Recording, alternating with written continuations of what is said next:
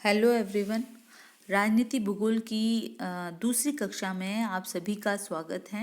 इससे पहले वाली कक्षा में हमने राजनीति भूगोल का अर्थ और उसकी विभिन्न परिभाषाओं पर चर्चा की थी और आज इस क्लास में हम राजनीति भूगोल के नेचर, स्कोप और सब्जेक्ट मैटर पर डिस्कस करेंगे। तो सबसे पहले हम जानते हैं कि राजनीति भूगोल की प्रकृति और उसका विषय क्षेत्र क्या है।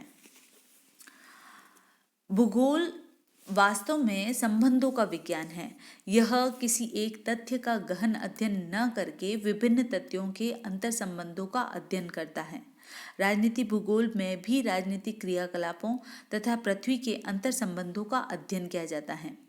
पृथ्वी के विभिन्न तथ्य जैसे स्थिति, संरचना, धरातल, जलवायु तथा प्रकृति निर्मित जैवीय और अजैवीय तत्व तथा मानव जनसंख्या और उसके द्वारा विकसित आर्थिक क्रियाकलाप आदि राज्य की विभिन्न राजनीतिक प्रक्रियाओं, घटनाओं को एक सीमा तक प्रभावित करते हैं और स्वयं भी प्रभावित होते हैं। इस तरह दोनों में अंतर संबंध क्षेत्रीय और कालिक रूप से परिवर्तनशील हैं। राजनीति भूगोल में इन्हीं परिवर्तनशील संबंधों का अध्ययन किया जाता है। यह अंतर संबंध राज्य इकाई के आंतरिक अथवा बाह्य पक्षों में भी महत्वपूर्ण है। आंतरिक अंतर संबंधों में राज्य के विभिन्न अंग जैसे राजधानी, संसाधन क्षेत्र, मार्ग एवं सीमाएं पारस्परिक रूप से अंतर संबंधित हैं। इसी तरह बाह्य अंतर संबंध विभिन्न राज्यों के मध्य व्यापार, सांस्कृतिक आदान प्रदान, सैन्य और आर्थिक अंतर संबंध है। ऐसे सभी अंतर संबंध परिवर्तनशील और पर्याप्त जटिल हैं। राजनीति भूगोल मानव भूगोल के एक अंग के रूप में माना जाता है।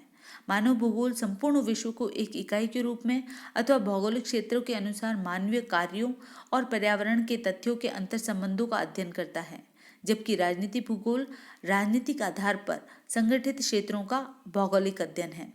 वास्तव में धरातलीय क्षेत्र राजनीतिक इकाई की भौगोलिक आवश्यकता है, क्योंकि कोई भी राज्य शून्य में बिना धरातलीय क्षेत्र के राज्य के रूप में नहीं हो सकता और कोई भी धरातलीय क्षेत्र बिना मानव के राज्य इकाई नहीं बन सकता।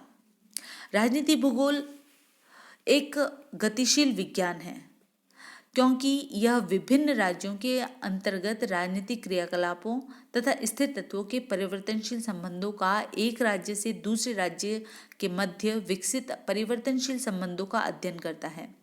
राजनीति भूगोल में मानव के राजनीतिक व्यवहार का जो कि एक गतिशील तत्व है का भी अध्ययन किया जाता है और उनका सामान्यीकरण तथा नियमों के अनुसार व्याख्या प्राय चूंकि बहुत कठिन है, फिर भी राजनीतिक सामाजिक विज्ञानों में विकसित प्रतिमानों, सिद्धांतों के अनुसार विभिन्न राजनीतिक तथ्यों, घटनाओं, व्यवहारों की व्याख्या करके सामान्यीकरण किए जाने लगा है।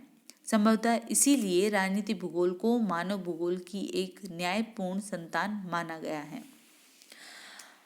अब हम बात करते हैं राजनीति भूगोल के विषय क्षेत्र पर। Subject matter. जब हम सब्जेक्ट मैटर की बात करते हैं तो इसका मतलब है कि राजनीति भूगोल की आधारभूत समस्या क्या है, उसका वैचारिक दृष्टिकोण क्या है और अध्ययन हेतु विषय में किन किन विषयों को सम्मिलित किया जाए। तो राजनीति भूगोल के विषय क्षेत्र की जब हम बात करते हैं तो इसमें 3 विचारधाराओं को सम्मिलित किया जाता है। पहली है राज्य की राजनीतिक भूदृश्यावली संबंधी विचारधारा, दूसरी राज्य की राजनीतिक पारिस्थितिकी संबंधी विचारधारा और तीसरी है राज्य की जैविक विचारधारा। पहली विचारधारा राजनीति भूगोल के अध्ययन में पहली विचारधारा जो है राज्य की राजनीतिक भूदृश्यावली संबंधी विचारधारा फ्रांसीसी भूगोलवेत्ताओं द्वारा प्रतिपादित की गई और इस विचारधारा के अंतर्गत क्षेत्रीय दृष्टिकोण पर अधिक बल दिया गया। इसके अंतर्गत 4 मुख्य अध्ययन बिंदु सम्मिलित किए गए, जिसमें पहला है राज्य के क्षेत्रीय लक्षण, दूसरा आंतरिक प्रारूप, तीसरा अंतःस्थ तत्व और चौथा है बाह्य प्रारूप। राज्य की राजनीतिक परिस्थिति संबंधी विचारधारा जो है वो अमेरिकी भूगोलवेत्ताओं द्वारा दी गई और इस विचारधारा के अंतर्गत राजनीति भूगोल जो है राज्य शक्ति के मूल्यांकन हेतु राज्य की अर्थव्यवस्था का अध्ययन करता है, साथ ही साथ शक्ति संचय हेतु संसाधनों के संगठन पर भी जोर देता है और राष्ट्र व भौगोलिक क्षेत्र के मध्य समायोजन, पारिस्थितिक संबंध अर्थात राज्य एवं क्षेत्र के मध्य संबंधों का भी अध्ययन करता है और साथ ही साथ राज्य के कार्य एवं समस्याएं और उनका विशद रूप से अध्ययन पर जोर देता है। राज्य की जैविक विचारधारा, ये जो राजनीति भूगोल के विषय क्षेत्र या विषय वस्तु की जो तीसरी विचारधारा है सबसे अधिक महत्वपूर्ण है और जर्मन भूगोलवेत्ताओं द्वारा इसका प्रतिपादन किया गया। इस विचारधारा के अनुसार राज्य एक भू राजनीतिक जीव है तथा इसे जीवित रखने हेतु क्षेत्र की आवश्यकता होती है एवं राज्य के विकास के अनुसार क्षेत्र विस्तार की आवश्यकता में भी वृद्धि होती जाती है। जर्मन भूगोलवेत्ता रेडजेल इस विचार के जनक रहे तथा कैजेनल ने स्पष्टीकरण इस विचारधारा का और अधिक किया। स्वीडिश विद्वान कैजेनल के अनुसार राज्य जीव का क्षेत्र शरीर है, सीमाएं अंतःस्थ अंग हैं, उत्पादन क्षेत्र भुजाएं हैं, परिवहन साधन रक्त व तंत्र हैं तथा राजधानी उसका मस्तिष्क, हृदय और फेफड़ा है।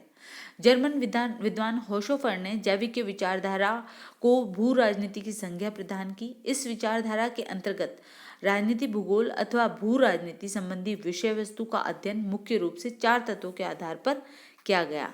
क्षेत्र के भौतिक गुण पहला, दूसरा प्रजा, तीसरा क्षेत्र के अवयव और चौथा जनसंख्या, क्षेत्र, संगठित जीव। इन सभी को समाहित करते हुए राजनीति भूगोल के जो है विषय क्षेत्र को अधिक व्यापक बनाया गया। तो इस प्रकार हमने राजनीति भूगोल के नेचर, स्कोप और सब्जेक्ट मैटर पर आज डिस्कस किया। नेक्स्ट क्लास में हम इसके बारे में और अधिक जानकारी प्राप्त करेंगे। धन्यवाद।